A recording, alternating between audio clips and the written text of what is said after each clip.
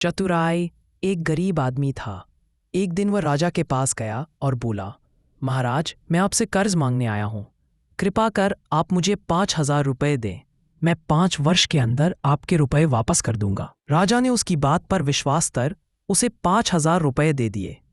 5 वर्ष बीत जाने के बाद भी जब उस व्यक्ति ने राजा के 5,000 रुपये नहीं लौटाए, तब राजा को मजबूरन उसके घर जाना पड़ा।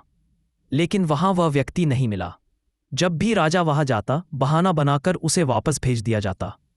एक दिन फिर राजा उस व्यक्ति के घर गया। वहां और कोई तो नहीं दिखा, एक छोटी लड़की बैठी थी। राजा ने उसी से पूछा, तुम्हारे पिताजी कहाँ हैं? लड़की बोली, पिताजी स्वर्ग का पानी रोकने गए हैं।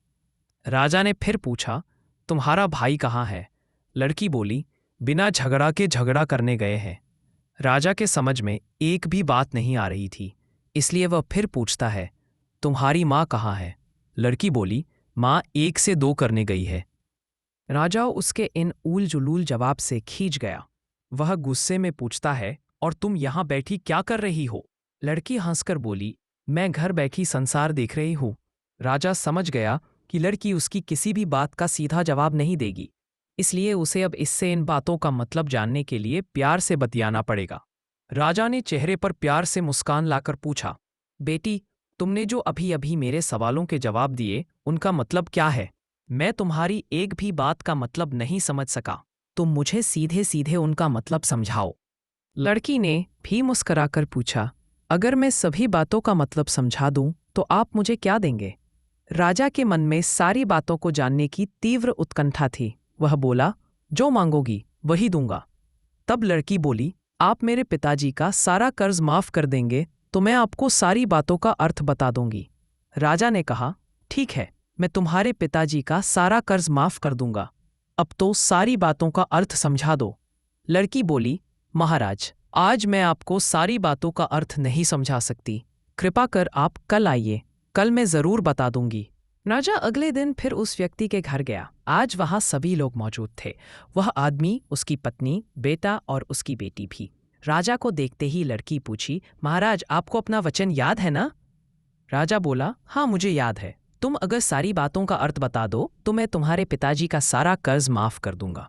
लड़की बोली, सबसे पहले मैंने ये कहा था कि पिताजी स्वर्ग का पानी रोकने गए हैं।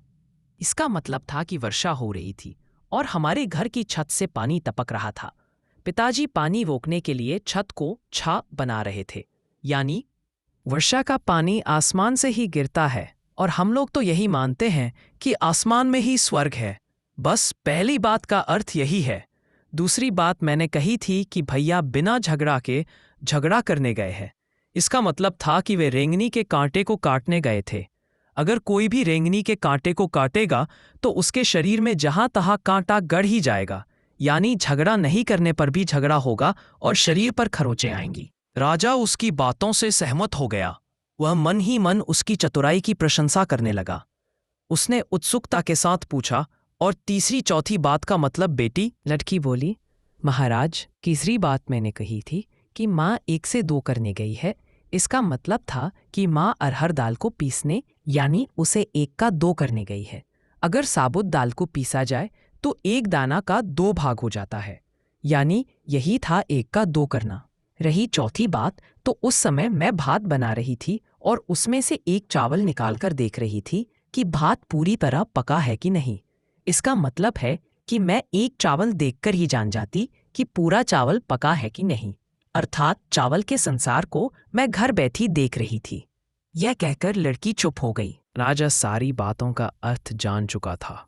उसे लड़की की बुद्धिमानी भरी बातों ने आश्चर्य में डाल दिया था। फिर राजा ने कहा, बेटी, तुम तो बहुत चतुर हो, पर एक बात समझ में नहीं आई कि ये सारी बातें तो तुम मुझे कल भी बता सकती थी, फिर तुमने मुझे आज क्यों बुलाया? लड़की हंसकर बोली, मैं तो बता ही चुकी हूं कि कल जब आप आए थे तो मैं भात बना रही थी। अगर मैं आपको अपनी बातों का मतलब समझाने लगती तो भात गीला हो जाता या जल जाता तो माँ मुझे जरूर पीटती। फिर घर में कल कोई भी नहीं था।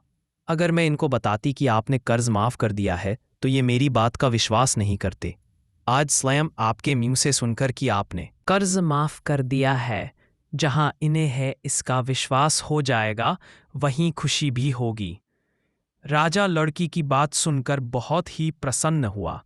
उसने अपने गले से मोतियों की माला निकाल उसे देते हुए कहा, बेटी, यह लो अपनी चतुराई का पुरस्कार। तुम्हारे पिताजी का कर्ज तो मैं माफ कर ही चुका हूं।